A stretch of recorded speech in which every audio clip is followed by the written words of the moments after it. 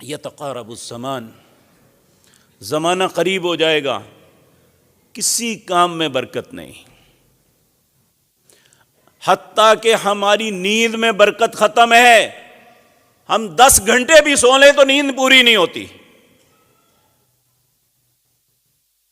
ہمارے کام میں برکت نہیں ہے، گھنٹوں کام کر لیں تو لینے دینے کمپلیٹ نہیں ہوتے۔ کیا کریں گے؟ رسول اللہ صلی اللہ علیہ وسلم دنیا کے سب سے قناعت پسند انسان، پھر بھی اللہ سے یہ التجات کرتے تھے، اللہم قنعنی بما رزقتنی وبارک لی فیہ، اللہ کو جو کچھ دیا ہے اس پہ قناعت دے دے، لیکن ایک تجھ سے التجا ہے، اس میں برکت دے دے۔